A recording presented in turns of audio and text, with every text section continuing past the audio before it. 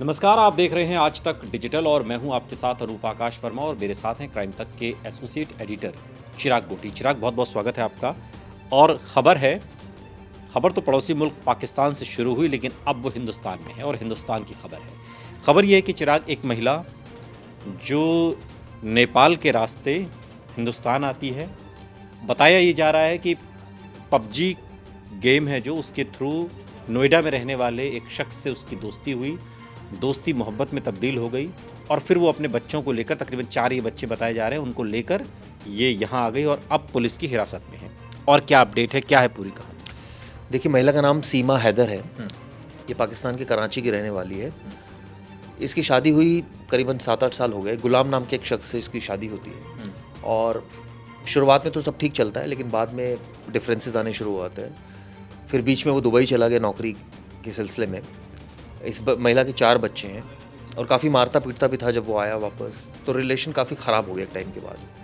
तो इसने इस दौरान ये सोशल मीडिया पर भी एक्टिव हो गई। ये पबजी गेम खेलती थी और ये बताते हैं कि ये एक सचिन नाम के लड़के से इसने चैट्स करना शुरू किया और ये बताते हैं कि वो ग्रेटर नोएडा का रहने वाला था, रबूपुरा का। अब दोनों के बीच में शुरुआत में पबजी से ही चैट होती थी, लेकिन धीरे धीरे इंटीमेसी बढ़ती चली गई। फिर ये व्हाट्सएप और दूसरे मीडियम से जो है वो कम्युनिकेट करने लगे। अब सिचुएशन ये है कि उसको यूपीएटीएस ने डिटेन कर लिया, चूँकि वो भारत आ चुकी है। यहाँ वो ग्रेटर नोएडा में एक रेंटेड अकोमोडेशन में रह रही थी और ये अरेंजमेंट सारा सचिन ने उसके लिए किया था। ये महिला परेशान थी और अब इसको ये था कि कैसे वो भारत आए, क्योंकि अब ये समझिए कि उसको प्यार मोहब्बत उसकी इतनी बढ़ गई थी कि अब उसको लगा कि सचिन मेरी ज़िंदगी में सब कुछ है और वो मेरी इतना ध्यान रखता है, केयर करता है। तो अब वो आ गई इस बहाने से। पहले वो नेपाल, उसके पास वो नहीं था, पासपोर्ट नहीं था, उसने पासपोर्ट बनवाया। ये बताते हैं उसने अपनी एक प्रॉपर्टी को सेल किया, जिसके बाद जो पैसा है उससे पासपोर्ट वगैरह बनाया और जो छोटे मोटे खर्चे थे वो पूरे किए। यहाँ जब वो पहुँची है, वो नेपाल के रास्ते यहाँ पर पहुँची है, क्योंकि यहाँ वीज़ा लेने में उसको इशू हो रहा था। तो वो नेपाल के रास्ते पहले नेपाल पहुँची, वहाँ से ये बाय रोड इंडिया आई है। अब सवाल ये उठता है कि क्या ये मोहब्बत की दास्ता है? बिल्कुल, इस पर भी आऊँगा, लेकिन ये जो जिस शख्स की मोहब्बत में गिरफ्तार होकर ये पाकिस्तान से हिंदुस्तान आ गई, उसके बारे में क्या जानकारी है? कौन है वो सचिन? देखिए, अभी तक तो जानकारी यही निकली है कि वो सोशल मीडिया पर एक्टिव रहता था और यहाँ ग्रेटर नोएडा के रबूपुर में रहता था, रबूपुरा में।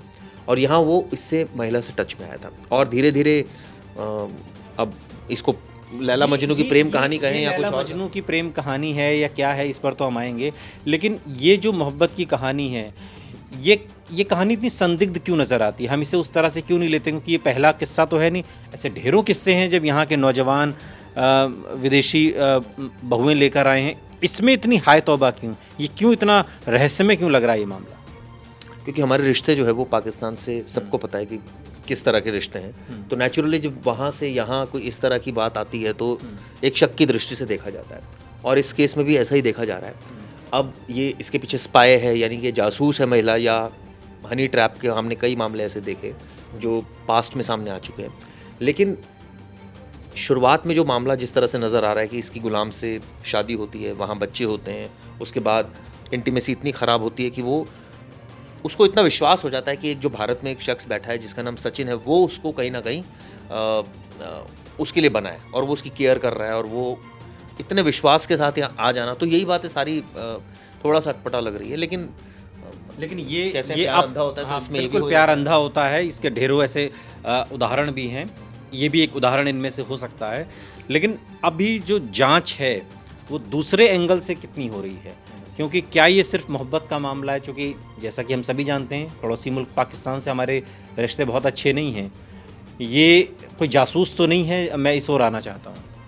देखिए, यही एक शक है। और जैसा कि मैंने बताया कि जब ये आई यहाँ पर और इसको पासपोर्ट पहले तो नहीं था इसके पास, इसने पासपोर्ट अरेंज किया और कोई अपनी प्रॉपर्टी क्यों बेच रहा है प्यार मोहब्बत के चक्कर में, और वो भी ऐसे मतलब सिचुएशन में जब उसके बच्चे हो चुके हैं, जब ऑब्वियसली जिम्मेदारियां ज़्यादा होती हैं, तब ये जो फैक्टर्स होते हैं ये होते हैं प्रायोरिटी लिस्ट में, लेकिन इतना नहीं होते जितना कि ये होते हैं कि अपने फैमिली को कैसे टेक केयर करनी है और उनके लिए सोर्स ऑफ इनकम क्या जनरेट करनी है ताकि वो खुश रहें।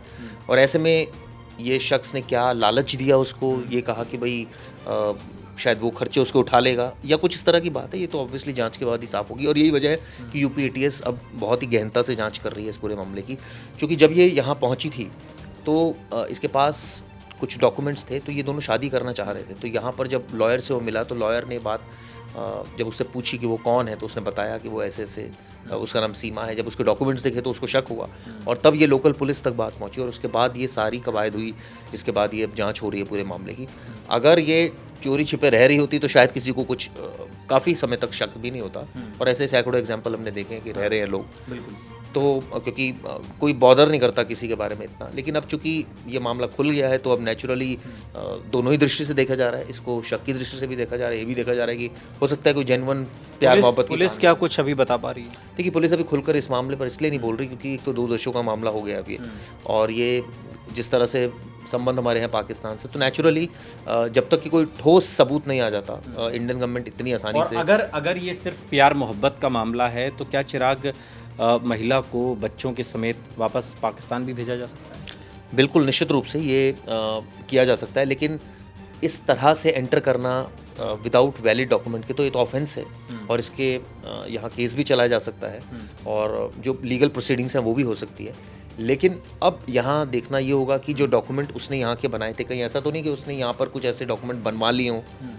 यानी कि कई सारी चीज़ें हम देखते हैं कि वो बन जाती हैं यहाँ पर, आधार कार्ड से लेकर और तमाम ऐसी चीज़ें जो है यहाँ बन जाती हैं। लोकल अगर आपका इन्फ्लुएंस है तो कई बार बनवा लेते हैं कई लोग। तो ये वहाँ से आई, अपनी प्रॉपर्टी बेच दी, प्यार मोहब्बत अगर इसको माना जाए तो ये बड़ा इलॉजिकल लग रहा है कि उसके बाद वो अपने बच्चों को भी यहाँ ले आती है और उसके बाद वो ट्रैवल पुराना रिश्ता नहीं है, 3 साल पुराना, कोई इतना पुराना रिश्ता नहीं है कि आप इतना, लेकिन वही है कि प्यार अंधा होता तो फिर सारी चीज़ें जस्टिफाइड लगती है कि हो सकता है भाई ऐसा कर दिया हो। लेकिन वहाँ से आना और बच्चों को लेकर आ जाना, उसके बाद यहाँ उस पर इतना ट्रस्ट करना कि उसकी फ्लैट में रहना और उसके बाद वो भी इतना रिस्पॉन्स उसको दे रहा है कि वो उसके लिए वेट कर रहा था जब वो यहाँ आ रही थी, वो उसको बाकायदा लेकर गया और उसके बाद अभी शादी की प्लानिंग कर रहे थे।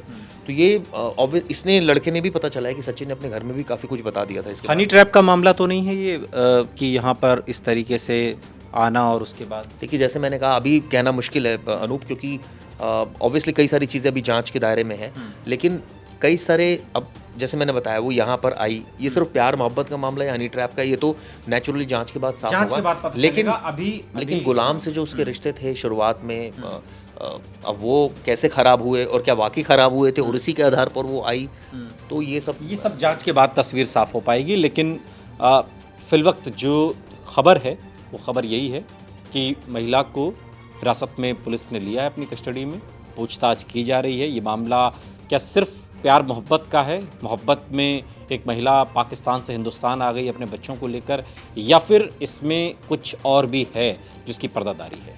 बहुत बहुत शुक्रिया चिराग इस तमाम जानकारी के लिए आपका। यहाँ रुक रहे हैं लेकिन आप कहीं जाइएगा नहीं, बने रहिए हमारे साथ, देखते रहिए आज तक डिजिटल।